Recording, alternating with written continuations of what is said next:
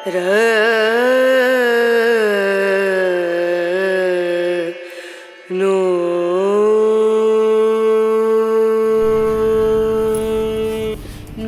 আমার প্রিয় দর্শকেরা, সবাইকে শুভ সকাল। আশা করি সবাই খুব ভালো আছো, সুস্থ আছো, আর আমরাও বেশ ভালো আছি। আমি অনিতা, বিয়ে বেঙ্গলি ব্লগস চ্যানেলে তোমাদের সকলকে অনেক অনেক স্বাগত ও ভালোবাসা। আজকে হচ্ছে বৃহস্পতিবার সকাল সকাল উঠেই দেখো আমি আগে বাসি কাজ না করে প্রথমে সাবুটা ভিজিয়ে নিচ্ছি।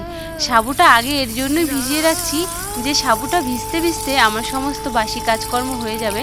তারপরে আমি সাবুটা দিয়ে আজকে একটা রেসিপি বানাবো, সাবুর ঝাল রেসিপি। তো তোমরা তো দেখতেই পারবে। আর আজকে সকালবেলায় 6টার সময় ঘুম থেকে উঠেছি। আর এটা কিন্তু গত বৃহস্পতিবারের ভিডিও, এই বৃহস্পতিবারের না। তো গত বৃহস্পতিবারে ভিডিও বানানোর পরে আমি আর ভিডিও বানাইনি, কারণ আমার বাবুর শরীরটা ভীষণ খারাপ ছিল। পুরো টানা 1 সপ্তাহ পরে ওর শরীর ভালো হয়েছে। তো আমার কাছে নিশ্চয়ই আগে বাবু ও ভিডিও বানাতে গেলে কিন্তু ভিডিওতে অনেকটা টাইম দিতে লাগে। তো বাবুর শরীর যেহেতু খারাপ ছিল সেই জন্য আর ভিডিওটা বানাইনি, ভিডিও বানানো বন্ধই রেখেছিলাম। আর দেখো ওইদিকে সাবু ভিজিয়ে এইদিকে তোমাদের দেখাতে এসেছি। এই যে ঘর থেকে জল পড়ছে, ওপরে তো পলিথিন টাঙানো রয়েছে, তোমরা যারা আমার ভিডিও দেখো তারা জানোই। আর কালকে রাতের এঁঠো বাসনটাও ছিল। কালকে সারা রাত টিপটিপানি বৃষ্টি হয়েছে, সারা রাত দিনও হয়েছে, বুঝলে তো। ওর জন্য আর রাতও হয়ে গিয়েছিল, খাওয়া দাওয়া করে পরে আর বাসনটা মাজা হয়নি। তো দেখো সকালবেলা উঠেই আগে সাবুটা ভিজিয়ে চলে এসেছি বাসনগুলো নিয়ে। তো আগে ঝাড়ঝাটা দিইনি। বাসি বাসন যদি থাকে না, রাতের আগের দিনের বাসন যদি থাকে, তাহলে আমি সকালবেলা উঠে আগে ওই এঁঠো বাসনগুলোই বের করে ধুয়ে নিই। নইলে আমার ভালো লাগে না, শরীরের মধ্যে যেন কেমন লাগে, আর পুরো ঘরটা যেন এঁঠো এঁঠো এঁঠো লাগে। একে তো বাসন রাতের বেলা রেখে দিলে পরে একে ভালো লাগে না, কেমন যেন লাগে, মানে অপরিষ্কার অপরিষ্কার ঘরটা লাগে একটা ঘরের মধ্যে, যেহেতু সেজন্যই আরও বিশেষ করে। তো যাই হোক, সকালবেলা দেখো উঠে আগে বাসনগুলো ধুয়ে নিলাম। তারপরে এই যে ব্রাশ করে নিচ্ছি, একটু মুখটা ধুয়ে নিয়ে ফ্রেশ হয়ে নিয়ে তারপরে ঝাঁঝাটা দিয়ে বাসি কাজ যেগুলো রয়েছে সেগুলো করে নেবো। তো চলো মুখটা ধুয়ে ঘরের দিকে যাওয়া যাক, গিয়ে ঘরের বাসি কাজগুলো করে নিই। আগে তো ঝাঁঝাটা দিয়ে নেবো। তো চলো।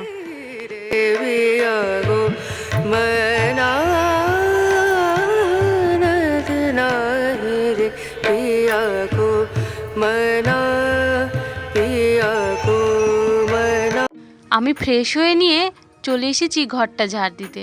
তো নিজে আগে ফ্রেশ হয়ে নিলাম, তারপরে ঝাঁঝাটা দিয়ে নিচ্ছি, বাসি কাজ শুরু করলাম। তারপরে কি হয়েছে আসলে বলো তো, অনেক দিন থেকে, অনেক দিন না বছর বলতে পারো, যে নিজের প্রতি না কোনো ধ্যানই দিই না, নিজেকে কোনো সময় মানে ভালো করে সাজিয়ে গুছিয়ে রাখি না।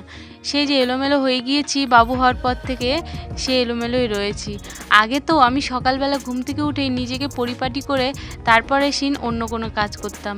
সারাটা দিন পরিপাটি, মানে কোনো সময় মানে অগোছালো দেখবে না আমার চুল, কিংবা আমাকে সবসময় সুন্দরভাবে সেজে গুজে পরিপাটি ফিটফাট হয়ে থাকতাম। এখন যে কি হয়েছে, বাবু হওয়ার পর থেকেই যেন এরকম হয়ে গিয়েছি। আমার বাড়ির লোক কি বলে জানো, বলে কি, তোর একটা বাচ্চা হয়েছে তাই এরকম হয়ে গিয়েছিস, আর হলে কি করবি তাহলে, এইরকমভাবে বলে জানো তো। তো কী করবো বলো, মানে শরীরে না কোনো এনার্জি লাগে না মানে নিজেকে সাজিয়ে গুছিয়ে রাখার। কিন্তু আমাদের প্রত্যেকটা বউদের অবশ্যই মানে সংসারের কাজ তো করবই, এর সঙ্গে সঙ্গে নিজেকেও সুন্দরভাবে পরিপাটি করে রাখা কিন্তু খুবই প্রয়োজন। আর নিজে পরিষ্কার হয়ে থাকলে, ফিটফাট হয়ে থাকলে দেখবে কাজেও এনার্জি পাওয়া যায়, শরীরে একটা আলাদাই মানে এনার্জি থাকে কাজকর্ম করার সারাদিন, আর ভালোও লাগে। তো দেখো বন্ধুরা, আমার ঝাঁঝাটা দেওয়া হয়ে গিয়েছে। এখন আমি ঘরটা পোছা মেরে নেবো। ঘরটা পোছা মেরে সোজা চলে যাব স্নানে। স্নান করে এসে আগে পুজোটা করে নেব। আর তনর বাবা তো শুয়ে রয়েছে, ওর জন্য বেছানা চাদর টাদরগুলো আর এখন পাল্টাতে পারলাম না, ওইগুলো পরে উঠিয়ে ধুয়ে দেব, আর অন্য চাদরও পেতে নেব। এখন আমি চলে যাব সোজা স্নানের দিকে। তো চলো স্নানটা করে তারপরে আবার তোমাদের সঙ্গে কথা হচ্ছে। স্নান সেরে নিয়েছি, স্নান করে আজকে শাড়ি পরে নিলাম। আজকে বৃহস্পতিবার দেখে শাড়ি পরলাম, নইলে নাইটিই পরতাম। আর হাতে দেখো আলতা নিয়ে দাঁড়িয়ে রয়েছি, এখন আলতা পরে নেব। সিঁদুর পরে নিয়েছি মাথাটা আছড়ে, এখন আলতাটা পরে নিয়েই ঠাকুরের মন্দিরটা খুলবো, খুলে নিয়ে পূজাটা দিয়ে দেবো। চলো তাহলে আলতাটা পরে নিই।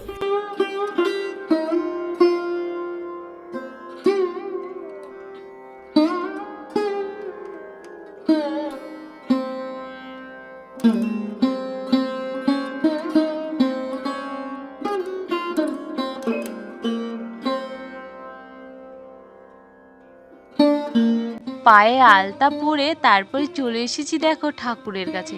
ঠাকুরের মন্দিরটা খুলে নিলাম, খুলে নিয়ে রাধা মাধব আর গোপাল সোনাকে এই যে মশারিটার মধ্যে ঘুম পাড়াই রোজ, তো মশারিটার থেকে বের করে ওদের তিনজনকে বসিয়ে রেখেছি।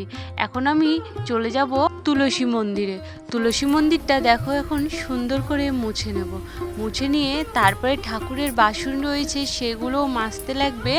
আর আজকে বৃহস্পতিবার যেহেতু, ওর জন্য ঠাকুরের মন্দিরটাও সুন্দর করে পরিষ্কার করে নেব। তো চলো তুলসী মন্দিরটা মুছে নিই, মুছে নিয়ে তারপরে ঠাকুরের কাজগুলো এক এক করে নিই, করে তারপরে পূজাটাও সেরে নেব। তো চলো করে নিই।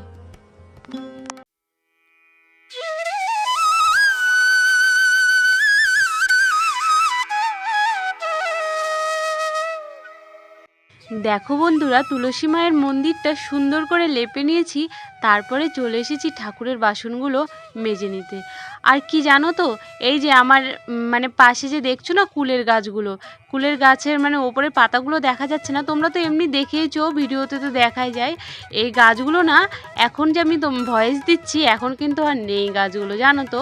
এই গাছগুলো গত বৃহস্পতিবার পর্যন্ত তাও ছিল, তো এখন আর নেই। তো গাছগুলো না কেটে দিয়েছে মালিক। এখানে আরও গাছ রয়েছিল সেগুলোও কেটে দিয়েছে, খালি কিছু কিছু গাছ রয়েছে ওইগুলো বলে পরে কেটে দিবে। তো যাই হোক, গাছগুলো কিসের জন্য কেটেছে জিজ্ঞাসা করেছিলাম, মালিককে বলেছে নাকি এখানে ঘর উঠাবে। আমাদের ঘরগুলো তো দেখেইছো কতটা খারাপ হয়ে গিয়েছে, সবগুলো ঘরই ঘর থেকে জল পড়ে আর প্রচণ্ডই ঘরের অবস্থা খারাপ, বালিগুলো ঝরে ঝরে পড়ে। তোমরা তো জানোই যে এই জন্য পাকা ঘরে আমাকে চাদোয়া টাঙ্গাতে হয়েছে, যেন বালি খাওয়ার সময় খাওয়ারের থালাতে কিংবা চোখের ওপরে না পড়ে, এরকম হয়েছে তো ওর জন্যই আর কি। তো যাই হোক, শুনলাম নাকি ঘর উঠাবে, এখন বলতে পারছি না, লোকের জায়গা বলে কথা, এখন ওরা যেরকমভাবে মানে যেরকমটা করবে সেইভাবেই থাকতে লাগবে। যেরকমটা বলতে মানে এই যে গাছগুলো যে কেটে দিল কিছু করার নেই, আর হচ্ছে যেহেতু ঘর বানাবে সেই জন্যই বলে কেটেছে। তো দেখা যাক, ঘর হলে তো খুবই ভালো কথা, এগুলো ঘরে আর থাকতে হবে না। তো যাই হোক বন্ধু, রাখো তারপরে আমি ঠাকুরের বাসনগুলো তো মেজে কখনই চলে এসেছি, তোমরা দেখলেই তখনই। তো তারপরে আমি ঠাকুরের মন্দিরটা সুন্দর করে পরিষ্কার করে নিলাম। আজকে পরিষ্কার করে আলপনও দিয়ে নিয়েছি মন্দিরে আলপন দিয়ে তারপরে চলে আসলাম মা তুলসীকে স্নান করাতে। তো মা তুলসীকে জল ফুল সেবা দিয়ে দেখো, ধূপেরও সেবা দিয়ে এখন চলে যাব ঘরে গিয়ে মা লক্ষ্মীর ঘরটাও বসিয়ে নেব আর পূজাটাও করে নেবো। তো চলো ঘরে যাওয়া যাক। তো এই দেখো বন্ধুরা, আমার পূজার সমস্ত কিছু রেডি হয়ে গিয়েছে, মা লক্ষ্মীর পূজার। আর না আজকে না ঘটের মধ্যে পান দিতে পারবো না গো, পান কোনো দোকানেই নেই। যে দুটো দোকানে পান পাওয়া যায় এখানে, সেই দুটো দোকানের মধ্যে একটা দোকানেও পান নেই গো, ওর জন্য মা লক্ষ্মীর ঘটে আজকে পান দিতে পারবো না। আর বেলপাতা তো কোনো বৃহস্পতিবারেই পাই না। এই যে মা লক্ষ্মীর ঘটে খালি এই সুপুরিটা দেব, আর হচ্ছে 3টা ধূপা দেবো, ধান দিব আর ফুল দেবো, ব্যাস দিয়ে মা লক্ষ্মীর ঘরটা এখন বসিয়ে নেব।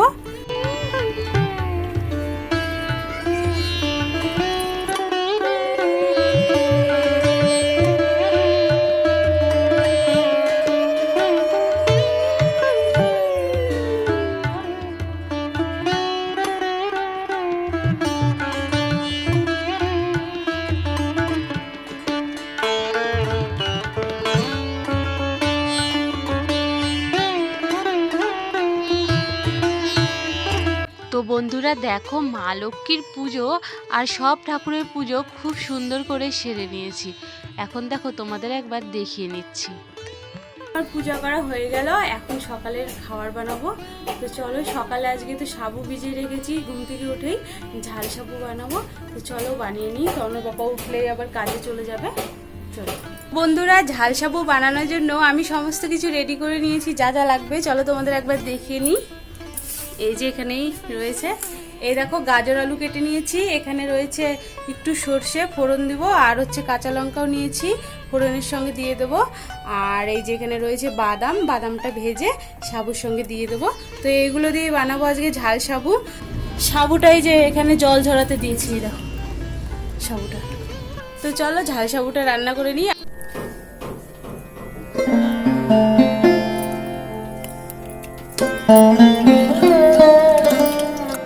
আমি আমি ঝাল সাবু বানানোর জন্য এইখানে দেখো প্রথমেই বাদামটাকে একটু হালকা লাল লাল করে ভেজে নামিয়ে নেব। তো বাদামটা আমার ভাজা হয়ে গিয়েছে, দেখো লাল লাল করে। এখন নামিয়ে নিচ্ছি, পুরো ভাজাটা আর দেখালাম না, বাদাম ভাজা। তো যাই হোক, বাদামটা ভেজে নামিয়ে নিচ্ছি। এখন কাঁচা লঙ্কা কুচি কুচি করে রেখেছিলাম যে, সেই কাঁচা লঙ্কাটা দেবো আর সর্ষে ফোড়ন দেবো। এখানে কিন্তু পেঁয়াজও দেওয়া যাবে। এখন যেহেতু আমরা নিরামিষ খাচ্ছি, শ্রাবণ মাস রয়ে গিয়েছিল এই ভিডিওটা করার সময়, এই ব্লগটা করার সময়, তো সেই জন্য আর পেঁয়াজ দেওয়া হয়নি, আমিষ আর করিনি, বুঝলে তো। তো যাই হোক, দেখো লঙ্কা কুচোগুলো দিয়ে তারপরে সর্ষে ফোড়ন দিয়ে নিলাম আলু আর গাজরগুলো। এখন এই আলু গাজর ভাজা ভাজা হয়ে গেলেই সাবুটা দিয়ে তারপরে ভাজা ভাজা করে বাদামগুলো যে ভেজে রেখেছি ওইগুলো দিয়েই নাড়াচাড়া করে নামিয়ে নিলেই হয়ে যাবে। আর গাজর আর আলুর মধ্যে কিন্তু আমি হলুদ লবণ দিয়ে নিয়েছিলাম, দিয়ে নিয়ে গাজর আলুটা একদম ভালো করে ভেজে নিয়েছি, সেদ্ধ হয়ে গিয়েছে। তারপরে কিন্তু সাবুটা দিয়েছি, আর হলুদ একবারেই দিয়ে দিয়েছি। সাবু দেওয়ার পরে আর হলুদ দেবো না, সাবু দেওয়ার পরে খালি লবণ দিয়ে নেব। আর কি বলো তো, মধ্যে তো না 4 নাম্বার যে শিব পূজাটা গেল শ্রাবণ মাসের লাস্টের শিব পূজাটাও বলতে পারো, তো সেই শিব পূজাটা আমি আর করতে পারিনি। ওই মেয়েদের প্রবলেম, বুঝতেই তো পারছো, মাসে যে প্রবলেমটা হয় সব মেয়েদেরই, সেই জন্যই। আর হচ্ছে এই 5 নাম্বার শিব পূজাটা কিন্তু আমি করেছি ভাদ্র মাসের 2 তারিখে, যেটা ছিল। তো যাই হোক, এই শিব পূজাটা আমার কিন্তু শর্ট ভিডিওতে দেওয়া রয়েছে। এই শিব পূজাটার বড় আর ভিডিও বানাইনি, বড় কোনো ব্লগ করিনি, সেই জন্যই তোমাদেরকে আর দিতে পারিনি। তো শর্ট ভিডিওতে রয়েছে, তোমরা ইচ্ছা হলে গিয়ে দেখে আসতে পারো 5 নাম্বার শিব পুজোটা। তো যাই হোক, আমার শিব পুজো কিন্তু কমপ্লিট হয়ে গিয়েছে শ্রাবণ মাসের। এবার 5টা শিব পুজো পড়েছিল, বুঝলে তো। একটা হচ্ছে আষাঢ় মাসেও পড়ে গিয়েছিল। তো যাই হোক বন্ধুরা, এবারের পুজোটা কিন্তু আমি বেশ ভালোভাবেই করেছি। আর দেখো, তোমাদের সঙ্গে কথা বলতে বলতে আমার সাবু বানানো হয়ে গিয়েছে। এই সাবুটা বানাতে কিন্তু বেশি টাইম লাগে না, এই সাবুটা খুব ঝটপট হয়ে যায়। খালি সাবুটা ভেজানোর সময় একটু সময় বুঝে ভেজাতে লাগে, বেশিক্ষণ ভেজালে পরে না, মানে বেশিক্ষণ যদি ভিজিয়ে দাও তাহলে সাবুটা বানানোর সময় একদম ন্যাতা প্যাতা হয়ে যাবে। তো যাই হোক, দেখো সাবু বানানোর পরে সবাই মিলে খেয়ে নিয়েছি। তারপরে তনর বাবা সাবুটা খেয়ে কাজে চলে গিয়েছে। আর আমি কিন্তু বেশ কিছুক্ষণ পরে এই দেখো জামা কাপড় যেগুলো ছিল, বিছানার চাদরটা পরে উঠে নিয়ে ধুয়ে নিয়ে চলে এসেছি, আর মেলেও দিয়েছি। তোমাদেরকে আর কাঁচাটা দেখালাম না। তারপরে বিছানাটা দেখো, এই দেখো সুন্দর করে পেতে নিয়েছি। আজকে বিছানায় এই চাদরটা পেতে নিলাম, আর সোফার চাদরটার বদলাইনি, বুঝলে তো। আর ঘড়ির কাঁটায় এখন পাক্কা 10টা বেজে গিয়েছে। তো বন্ধুরা, আজকের ব্লগটি আমার সকালের রুটিনেরই ছিল। তো আজকের ব্লগটি আমি আর বড় করব না, আজকের ব্লগটি এই পর্যন্তই থাকবে। আর আজকের ব্লগটা যদি তোমাদের ভালো লাগে অবশ্যই লাইক কমেন্ট শেয়ার করো। আর নতুন বন্ধুরা আমার চ্যানেলটি সাবস্ক্রাইব করে আমার পাশে থেকো। সবাই খুব খুব ভালো থেকো, সুস্থ থেকো। কালকে আবার আসছি সুন্দর আরেকটি ব্লগের সঙ্গে। সবাইকে জয় রাধা মাধব, নমস্কার, টাটা।